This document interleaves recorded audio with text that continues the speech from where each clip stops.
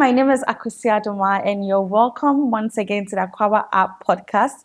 Today, we'll be talking about real estate, everything real estate, all the things you need to know about real estate when it comes to real estate in Ghana and beyond, basically. And we have with us here, oh God, this position is overqualified, right? So if I say that everything you need to know about real estate, I really do mean it, because there's nobody more qualified to talk about real estate with us today than my guest here. And we let our guests introduce themselves. They'll tell us a little bit about themselves, and I won't keep you waiting. So thank you so much for honoring this invitation. Our guests would like to know a little bit more about you, what you do, your name, your favorite food, etc. Well, thank you so much for having me. And I heard you say Akosia Aduma. Well, Yes. I'm Hanna Atiasi. Really? Atiasi, yes. What? Yes. You also yes. Akosia So are we Adoma? related before we get into real estate? We might be. We might be Akosia Adoma. Akosia Aduma. Hanna Akosia Aduma Atiasi. Wow, thank you. So today we have two Akosia Adomas on the Yes. podcast. My namesake. I mean, this is definitely a match made in heaven. So I know that the conversation will be amazing and it will be so knowledge filled, wisdom filled, everything. By the time you're done with today's episode, you'll be so confident in moving towards the real estate industry in Ghana. So yes, welcome again, Akosia Adoma. Thank so Akosia you. Adoma interviews Akosia Adoma. Yes, thank you so much. And I'm honored to be here today. And yeah, so real estate. So I am the CEO and founder of Ewells Realty and Consultancy, which is a brokerage firm. And we help people who want to buy, sell properties, whether it's residential, commercial, industrial, farmland, and lands as well. And then we have Ewells Homes, which is the development and construction piece. So people who want us to build their homes for them. They have land, we can do that. And we are also developing ourselves. And then I offer real estate advisory services because sometimes people just need guidance. You need to know what to do to reach certain financial goals. So I think that's it in a nutshell. And GAREB, Ghana Association of Real Estate Brokers, we started that about 7-8 years ago to help sanitize the crazy real estate industry. And so our hope is to raise up professionals in the real estate sector. Thank you so much. So like I said, right, everything about real estate, just take your book, take your pen. If I were you, I'll start noting down things, because today we're going to get into the insight, the in-depth of real estate and anything concerning real estate, especially in Ghana. And like I said, beyond as well. So what made you start your journey in real estate? Of all the industries, you could have been a banker, you could have been a doctor. What made you say that I want to get into real estate? Yeah. And before I do, you did ask me what my favorite food was. Yeah, I did. So yes. So my favorite local dish, because I love Italian food, right? But my favorite local dish is, I'm sure your favorite, because we're both Aduma. It's konkonte and groundnut soup. Absolutely. Mine won't be kokonte, but I love groundnut soup. So mine would be omuto with groundnut soup. Any day, anytime. You wake me up, be like, what would you want? Is omuto and groundnut soup an option? If it's an option, that's what I'm going for. I like konkonte because it's light. And so when I eat it, I don't fall asleep right away. And so I'm more productive. I love it. It's a better version of fufu. Like I always say that it's a better version of fufu. Much healthier, much healthier. Fufu, you become so unproductive. But anyway, so how did I get into real estate? I read this book. Rich Dad, Poor Dad by Robert Kiyosaki.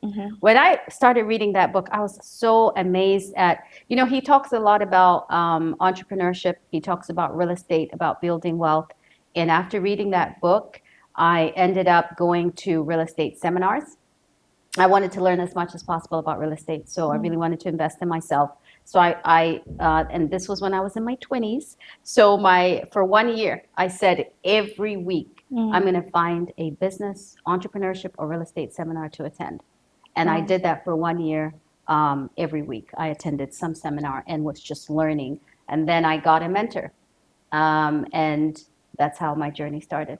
in real estate. Beautiful. Yeah. And did it start here in Ghana No, or in the okay, States. in the In the States? All right. States, So yeah. I'm going to assume that you were born and raised in the States. How was No, your journey from Ghana to, because Atias is definitely a Ghanaian it name. is. So how was your journey like Ghana in US, right? So I was born in Ghana. Mm-hmm. 3 months later, oh no, not even 3 months. My mom corrected me. I Yeah. thought it was 3 months. She said, no, sweetie, it was 40 days. So 40 40 days days. after I was Okay. born, I went to Ethiopia. And that's Okay. where my parents lived for 33 years. So I lived in Ethiopia. I went to school in Kenya, went to the UK for school. I was in Oxford for 2 years, and then I went to the US. So I've lived Okay. in all those different countries before the US and then came back to Ghana. And does this exposure to different cultures and different countries, etc., does it influence your knowledge that has been built in real estate? Absolutely. You know, real estate, you're working with people. Mm, And so this, I believe, prepared and positioned me to be able to accept different cultures, to understand people, to understand mindsets, to understand various cultures, and to understand some of the challenges people face in relocating and assimilating into different environments. So I think it definitely did prepare me in that way. Absolutely. beautiful. Yeah. Yeah. Beautiful. So I'm going to ask a question. It's almost like an icebreaker. Yeah. And I'm going to ask that how would you describe the real estate scene in Ghana in 3 words? Exciting, Mm-hmm. right? Chaotic. Mm-hmm. And I gotta say, at times, I'm trying to choose between frustrating or challenging. I only have 3 words. Okay, so I'm gonna go Mm-hmm. with chaotic. I'm Mm-hmm. gonna go with challenging and crazy. Three Crazy. C's. How about that? Okay. That makes sense. Yeah. So crazy, Yep. chaotic, and Challenging. challenging, That's right? right. What makes it crazy, chaotic, and challenging? Yeah. So, you know, the real estate agency market is not regulated. So, you know, the banking sector is regulated by the Bank Mm, of Ghana. You have the financial institutions or the securities market, it's regulated by SEC. You mm-hmm, have lawyers that are regulated by the Ghana Bar. I mean, every sector is regulated by some regulating body except the real estate agency mm. market. And so if there's no regulation, no rules, no processes, it becomes chaotic. Okay. So that's why. That's Yeah. very interesting. Yeah. And how have you built yourself in this space that is so chaotic and challenging? And why do I keep forgetting the last one? Crazy, crazy, Yes. crazy, chaotic, and challenging, right? Yeah. How have you built yourself to be able to withstand all these 3 C's? Yeah. So one of the things we did is myself and 6 other founders started GAREB, Ghana Association of Real Estate Brokers. Mm, So that was an attempt to bring professionalism into the mm, industry. mm, So we have certain code of ethics real estate brokers must follow. And also we have standard forms that must be used, standard commissions, etc. So the key thing is to bring in systems and structures into an environment to help self-regulate because it's mm, not government regulated. mhm. It's we as a professional body coming together and putting those things in place so that we can see more sanity.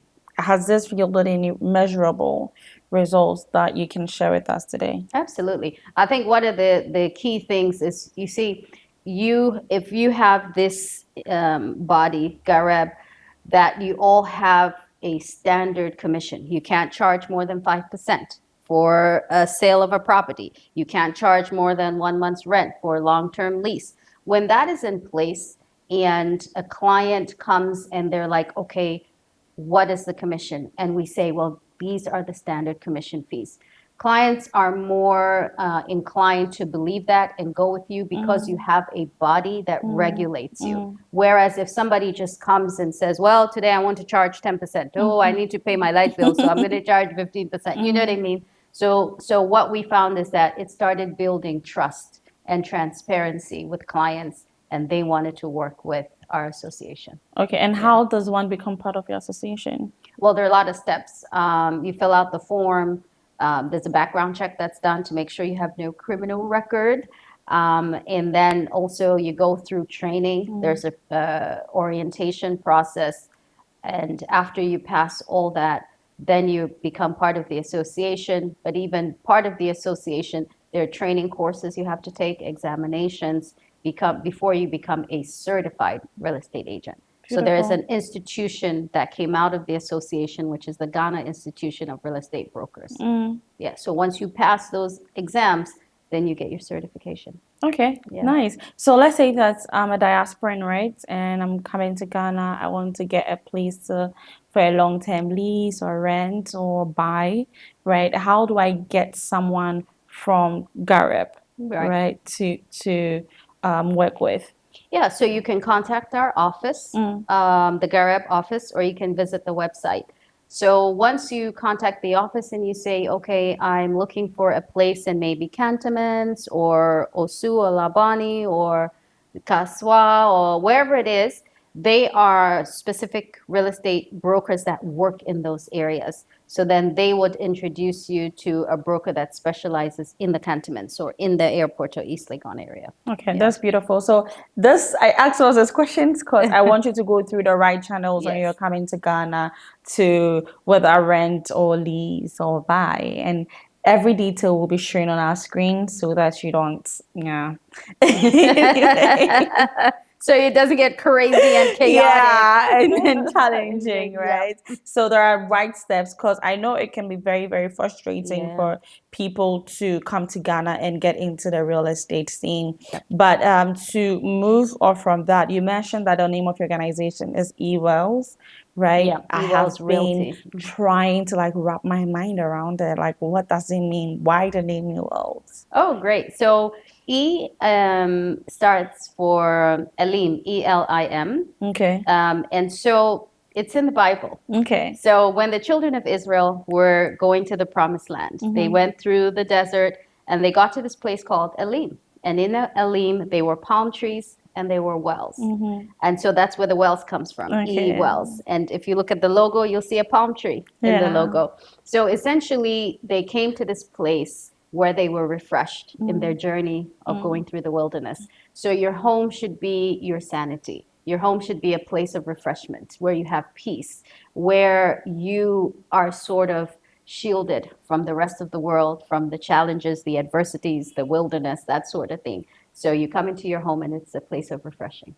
That's so refreshing to know. Like, I mean, I was trying to wrap my mind around it. I was like, ugh, I was trying to see if it was like an abbreviation of your name. I don't know why I was so hooked on it, but I just wanted to find out like why Ewells, and I was like, what could E stand for? There's no E in her name, right? I don't know why I was so hooked on it, but thank you so much for People the do think that. clarification. They do. And sometimes they meet me and say, hello, Madame Wells. Really? And I'm like, no, it's not my name. Yeah, I mean, everybody would want to know like why, what's the meaning behind Ewells, right? My next question for you would be that, I mean, I'm sure that real estate has been very rewarding for you, right? And you've been able to impact a lot of lives by giving the right advice, by leading them the right path. What has been one of the most memorable real estate deals that you've made because it made so much impact?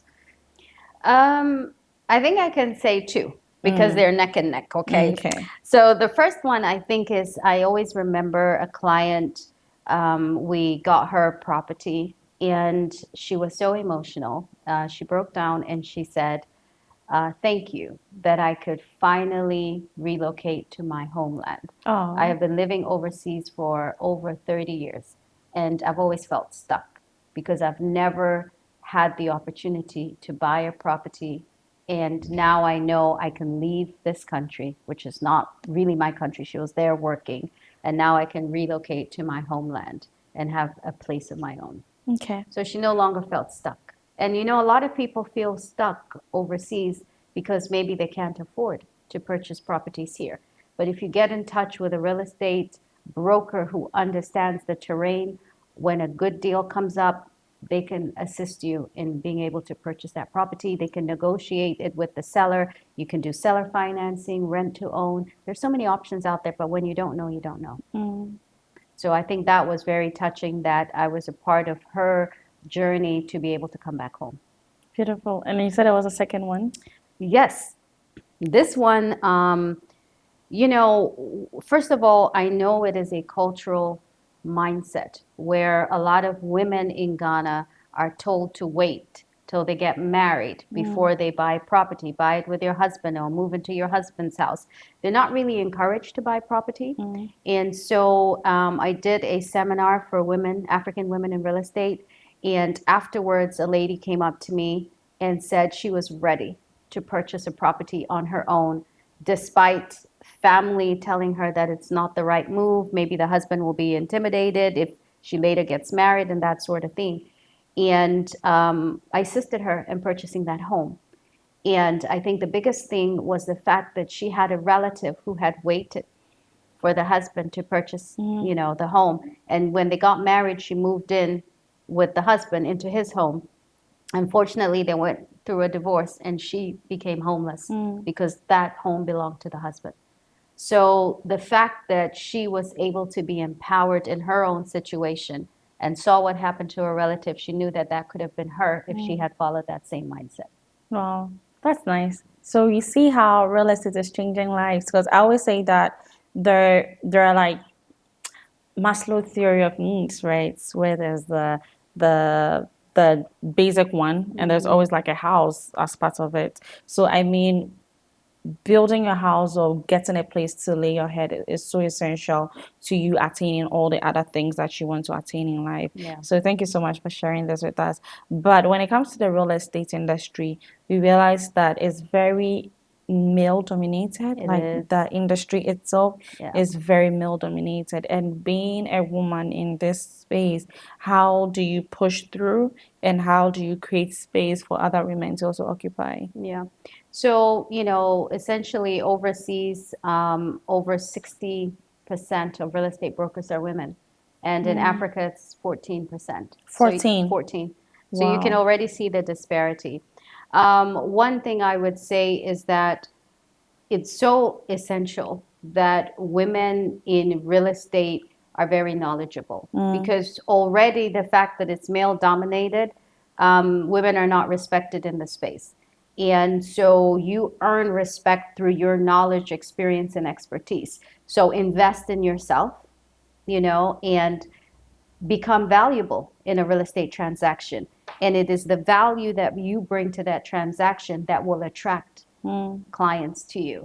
So I encourage women to invest in yourself, learn as much as possible, and then also be very confident and assertive, you know.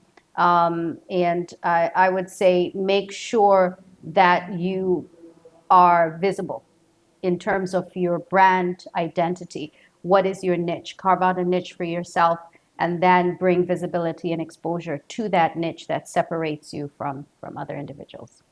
All right. So, I mean, if I should get anything from what you said, right, be um, be a wealth of wisdom Right. around like the place that you're going. Because I remember what you said that when you wanted to get into real estate for a whole year, every week you were attending a conference or anything workshop that was centered around real estate. And I'm sure that this was able to build a wealth of knowledge for you in the space of real estate. So for women to be able to move ahead, that means that we have to be like better than our peers, Exactly. basically. Yeah, we have Invest to in be. yourself. Go to seminars. There's so many real estate seminars out there. Read books. Go on YouTube. Google. Buy books. I'm still reading today. I'm always learning about the market trends. I'm learning about what's going to happen in Ghana, like projections and what people's insights are, and then seek mentorship. Okay. I do mentor quite a few women.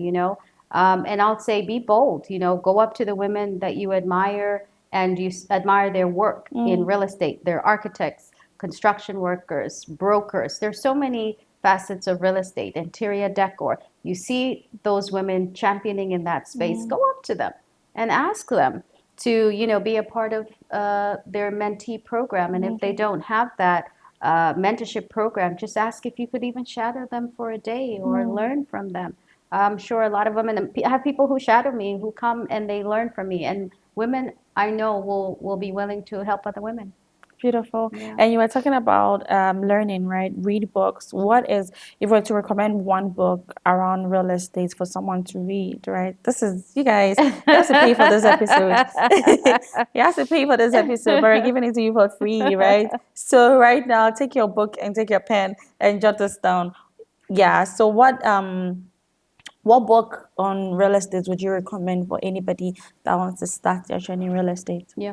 So, they're different books, but if you have no knowledge whatsoever in real estate, I would say Real Estate for Dummies. I mean, I've read that book, and that's a good book to start with. Rich Dad, Poor Dad is another great book. But do realize that these books are not, for the Ghanaian environment, but Yeah. you could get the basic real estate knowledge. And I do have a book coming out very soon, which will Yes. be for the Ghanaian market. Yes. Yes, guys. So, So look out for that. yeah, would it be coming out anytime soon, like this year or next July. year in It should be July? out in July on my Okay. birthday, hopefully. Definitely. So we'll definitely put out information whenever it's ready. We'll post it on our social so that you can go grab a copy for yourself. And what are the latest trends in real estate when it comes to like the Ghanaian space? I think we'll do Ghanaian space one and we'll do globally, right? What are the latest real estate trends in Ghana and then globally will be the Yeah, so second. what I'm noticing is a lot of smart homes in Ghana. Smart homes are becoming huge. Eco-friendly homes are becoming huge as well, and using a lot of sustainable building materials. People are not just sticking to the usual cement and blocks and iron rods and that sort of thing, but people are using, bamboo for building. They're using rammed earth. They're using these type of interlocking bricks, and so there are different building materials that are coming in. In terms of globally, now we are really noticing a lot of modern type buildings, a lot of skyscrapers, a lot of high rises, and luxury. What we call luxury in Ghana is not really luxury, but Yee. mm. But anyway, globally you're seeing like ultra Okay. luxury. Yeah, Okay. yeah. Beautiful. Beautiful. This luxury issue, man, we won't go there. Right? We won't go there. So if we want to go there, we won't finish today. So I'm just going to go past it like this and pretend like I didn't hear it. Good But like idea. you said, right? Luxury in Ghana, Yeah, you should do better. Like if you are a yeah, developer and you're talking about luxury, we should have the global standard of luxury, yeah, right? yeah, Yeah, but I yeah. won't go there today. So, okay. So there are so many challenges when someone is looking forward to like settling in Ghana, right? There are Mm-hmm. so many challenges. There are the litigation, like legally, the services, the systems, and all that. All these challenges are there. What are the tips that you give to someone to be able to overcome or to go past all those challenges that may come when it comes to like settling in Ghana or getting a property, like a building property in Ghana? Yeah. Yeah. So, one of the key things I always say is work with a professional. Work with a professional real estate broker that understands the real estate market here, is very knowledgeable when it comes to the terrain. So work with professionals, work with a real estate broker, and work with a legal entity. We have designed a system called the escrow services. We're the only real estate company in Ghana that offers that. And so the escrow services allows you to do due diligence. So, for example, if you want to buy land, you have the funds that are placed in an escrow account, a third party custodian account that's overseen by the law firm, right? And so what happens is when you're going to purchase that property, you need to do your due diligence. So while you're doing your due diligence, funds are in the escrow account.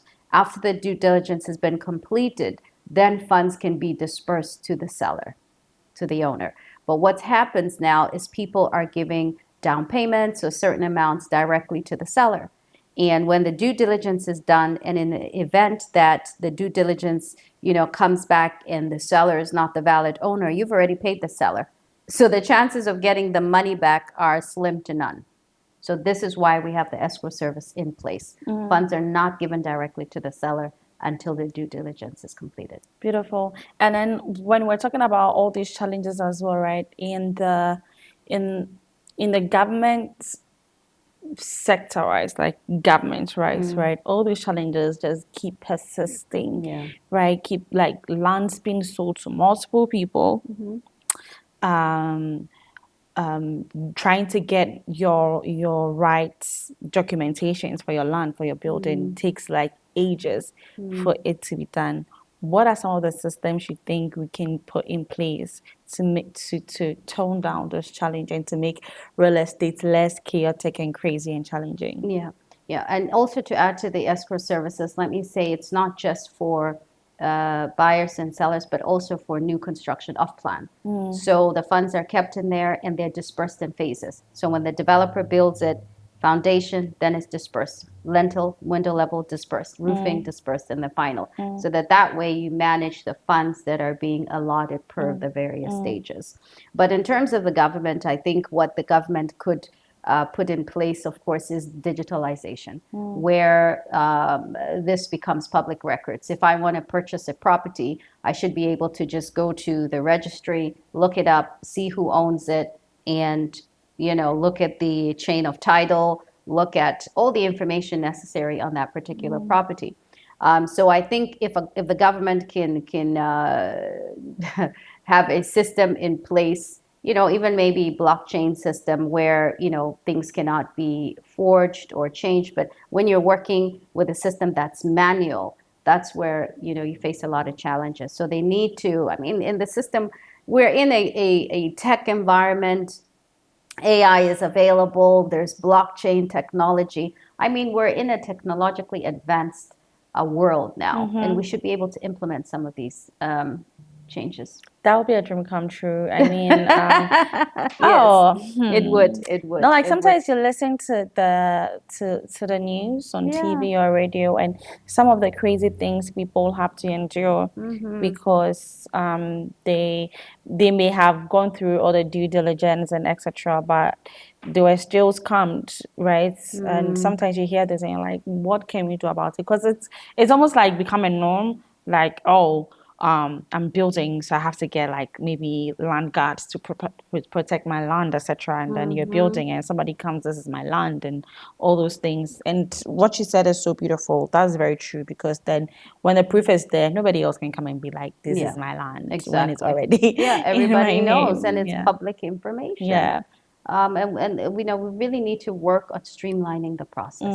Now it's such a cumbersome process. yeah. You have a lot of people who want to purchase and develop in Ghana, but the hassle and the challenge just to get the right documentation. I mean, other places you're getting it immediately. You're getting it within hours. And here just to register your documentation, it takes months, years.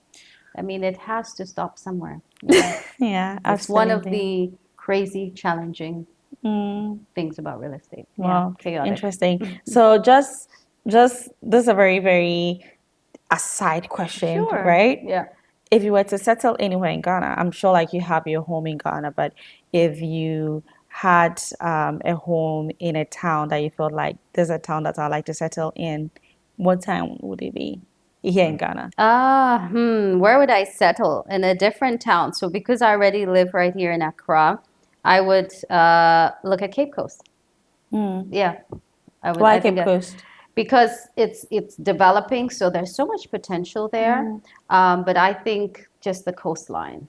I mean, Okay. the water is beautiful. I just love that the beautiful coastline. And then there's also the beauty of having the coastline and the mountains as well. So you can essentially build a house and have both views of mountain views and coastline views, which is incredible. So the nature that surrounds Cape Coast is incredible, and the history and the culture behind it too. I think, Nice. yeah. That's nice. So Cape Coast, here it come. I mean, it'll be it'll be beautiful, Yes, right? yes. So, what are some of the misconceptions that people have when purchasing or leasing or renting a space, a property in Ghana? What are some of the biggest misconceptions out there? That is cheap. People are really shocked Like they'll give you their budget and they'll say, okay, their budget is 3,000 CDs or 5,000 CDs. And then you show them properties within that budget and they're like shocked, like, no, this is not what I'm looking for. But you show them properties for what they are looking for and it's way above their budget. So a lot of people think it's cheap. Rental property in Ghana is not cheap. In fact, Accra has been rated as one of the most expensive cities to live in. So property rentals here are not cheap at all. But why is this so? What causes this? Because I mean, there's something I've noticed, right? Yes. There's something I've noticed. I earn in cities, right? The average Ghanaian earns like between 2,000 to 3,000 Ghana cedi. That's high, actually. The average is 1,400 Ghana For cedis. 1,400 cedis? Yeah. Wow, interesting, right? I was in 2,000, 1,400, 1,500. And I'm in a trotro or I'm in a car and I'm driving and I'm seeing beautiful places, like beautiful houses. And all I can see is that all these places, it happens usually in buildings, right? All these places are quoted in dollars. Why? Why do real estate people list their properties in dollars? I just don't understand. Yeah.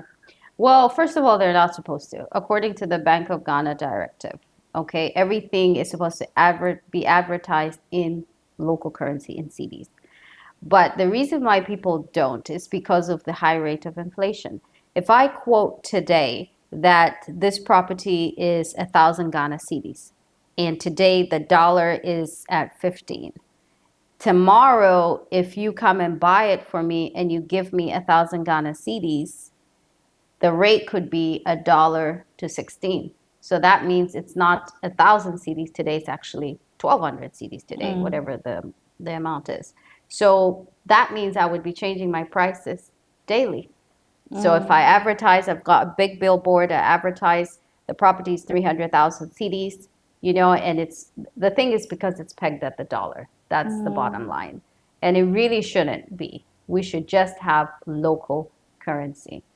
Okay. But I do get it. It is what it is, right? Because of all That's the a whole nother fluctuation. economics conversation, but it shouldn't be. I mean, there are other places in Africa where they don't even accept dollars. I mean, they No. go with the local currency and their currency is strong.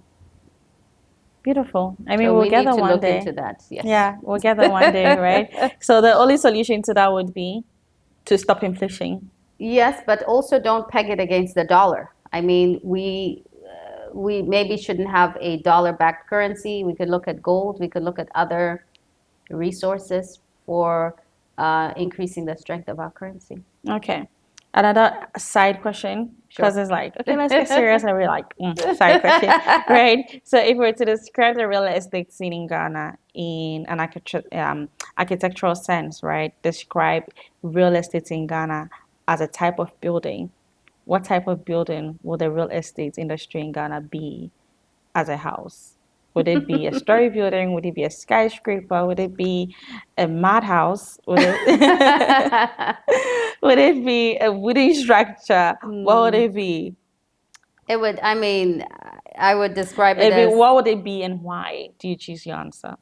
yeah, I would say I would describe it as a story building. Everybody wants a story building, and just looking at Accra is mostly comprised of story building. However, Cape Coast is a bit different. Cape Coast is more like bungalow style, villa style homes, but Accra I would say more like a story building, and it is, and a lot of the buildings are the same. It's the square sort of design, that's what's trending for some reason.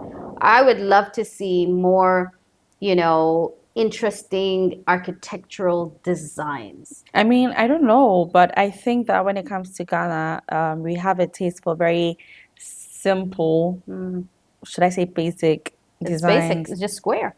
A lot of square homes. I want to see, different designs. I mean, when you go to, places like Dubai, you see the skyscrapers, you see the different facades of the building, the different designs, different building materials. In Italy, you see the more historic type homes, In the States, I mean, some areas you see those nice brownstone. I'd Mm-hmm. love to see different architectural designs. Okay.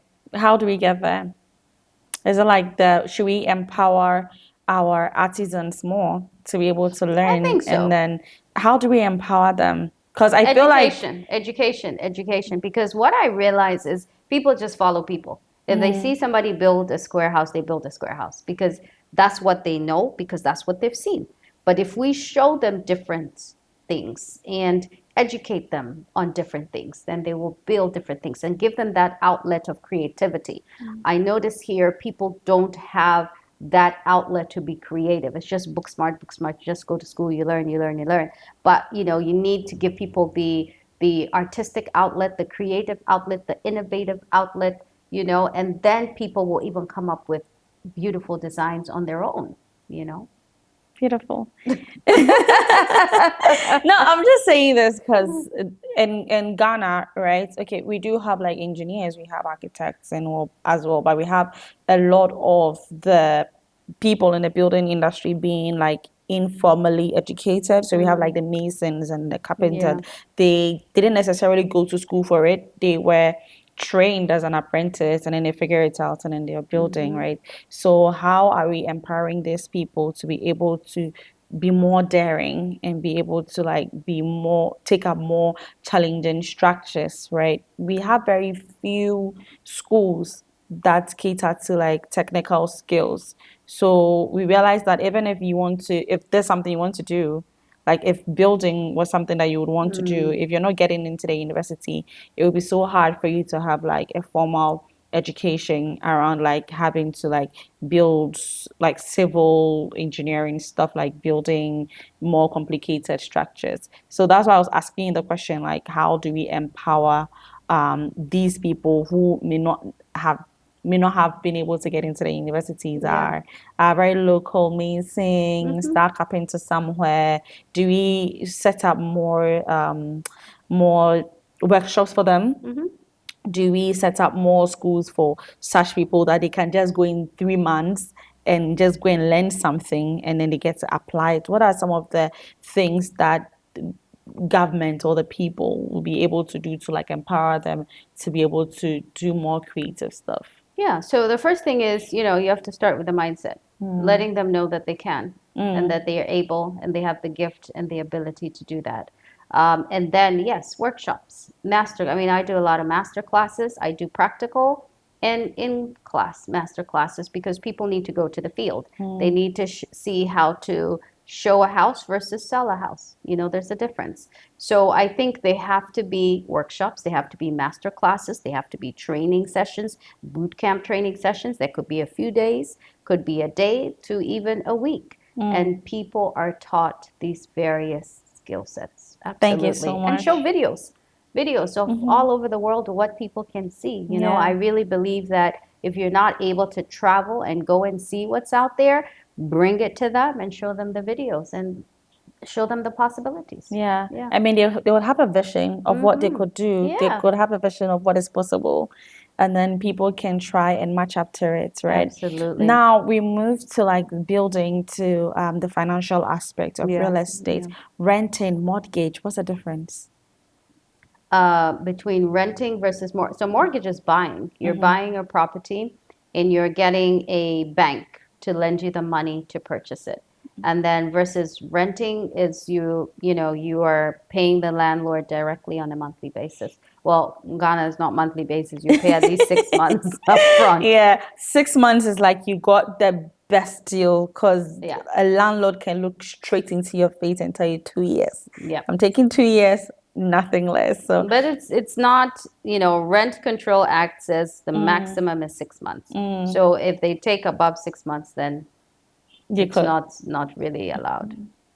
I don't know. What can we do about it? Because, Report them to rent control. yeah. There was an article that came out, and I think they mentioned, that if anybody does it over 6 months, report them to rent control, and they'll take it from there.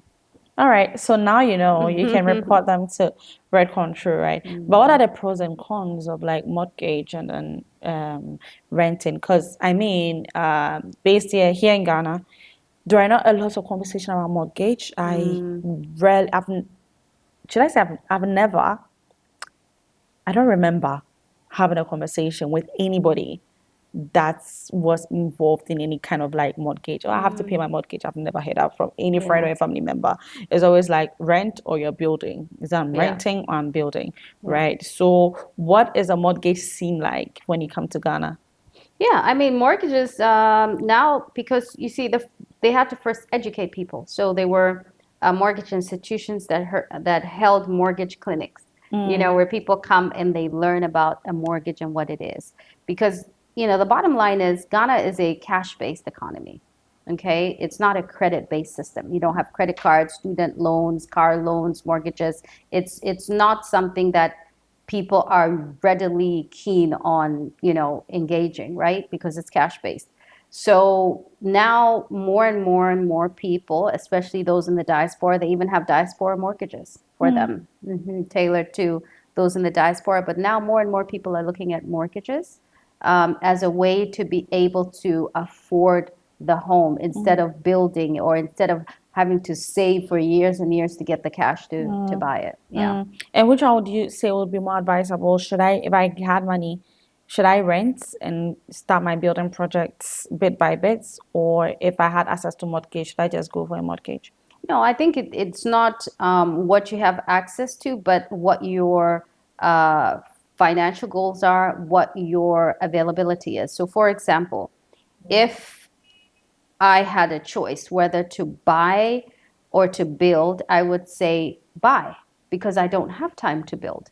You cannot be sitting behind a desk somewhere and building.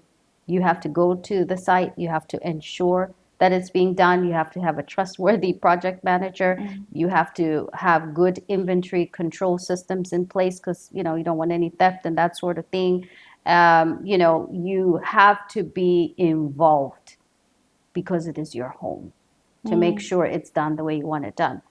Otherwise, for me, it's easier. I don't have to be hands on. If I want to build, I mean, if I want to buy, I can just go through a developer and they can build for me. I don't have to be fully engaged, and I don't have that time. But if you have the time and the convenience and the availability, and you want to deal with laborers, contractors, project manager, the financials, you want to deal with all that, then that's fine. So it's really about what you are able to handle and the capacity for it. Okay. Yeah. And do you believe that real estate is the number one avenue or one of the best avenues to build financial freedom? It's a proven track record. If you look at millionaires today, in the last 2 decades, 90% of millionaires started with a real estate portfolio. Really? Yes. And if you even look at millionaires, multimillionaires, and billionaires today, they have a real estate portfolio. If you look at the top asset management companies today, we'll look at BlackRock, for example, 30% of their portfolio is real estate. Okay, so when you say real estate, is it that they're building and selling or building and renting? What exactly do you mean that they have a real estate portfolio? Usually, the real estate portfolio is diverse. Okay. Okay. So you have commercial properties in there where they're renting it out, and the rental income is the dividends that's paid out to the investors. You also have a few residential, more multifamily units like apartment buildings, mid 20, 30 apartment units in there.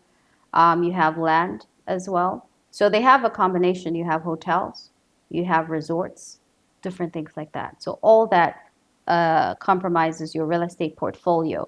And the monies that are generated, that passive income that comes from rental yields, is what is used to pay. And then don't forget the appreciation. Today, if I buy a multifamily unit for $1 million, maybe in 5 years it'll be $5 million. So once I sell it, then I'm looking at the capital gains as part of the profit sharing. But is it possible for someone to get into real estate and make a loss? Absolutely. I mean, where there is rewards, there's risk, you know. But the greater the risk, the greater the reward. But one of the key things about real estate is that because it is an asset that appreciates over time, typically.